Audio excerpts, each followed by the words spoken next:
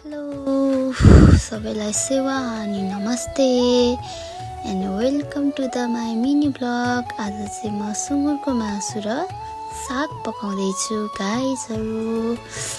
तपाईँहरूले यसरी पकाएर खानुभएको छ कि छैन?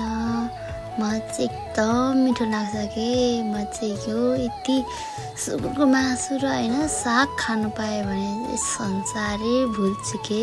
फेरि राईको छोरी पर्यो गाइजहरू, एकदम मिठो मिठो लाग्छ। तपाईँहरूले पनि खानुभएको छ कि छैन कमेन्ट गर्नु होला गाइजहरू। अनि देख्न सक्नुहुन्छ तपाईँहरू मैले पकाएको। सो मासु चाहिँ अझै पनि छ है, मैले तल तल राखेको 4 पिस मात्रै नगर्नु होला तपाईँहरूको लागि पनि। सो मैले चाहिँ अब खाँदैछु मासु र भात चट्ट लाएर धेरै पछि खाएको। लगभग 5-6 महिना हुन लाग्यो होला यसरी सुँगुरको मासु र साग चाहिँ चट्ट बनाएर लोकल स्टाइलमा नखाएको चाहिँ धेरै भएको थियो होला गाइजहरू। तपाईँहरू देख्न सक्नुहुन्छ।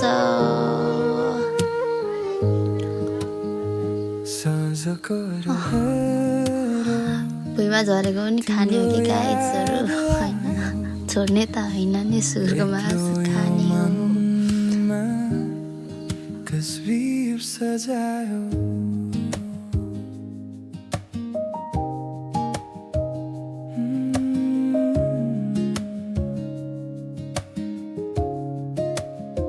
साँझ कोर्यो हेर तिम्रो याद आयो, कति टाढा छौँ साँझो पर्यो हेर पर्खी बसुला पर्खी बसुला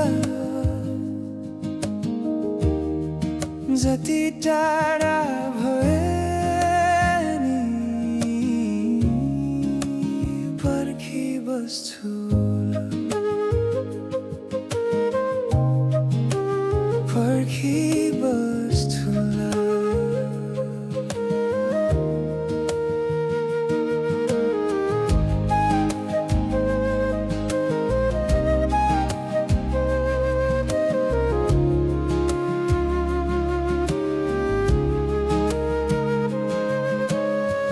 बादल पारीको देशमा नभुलिदिनु ल,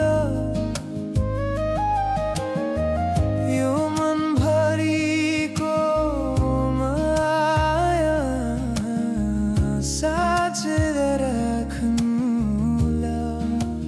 पर्खी बस्छुला पर्खी बस्छुला जति टाढा भए नि पर्खी बस्छुला पर्खी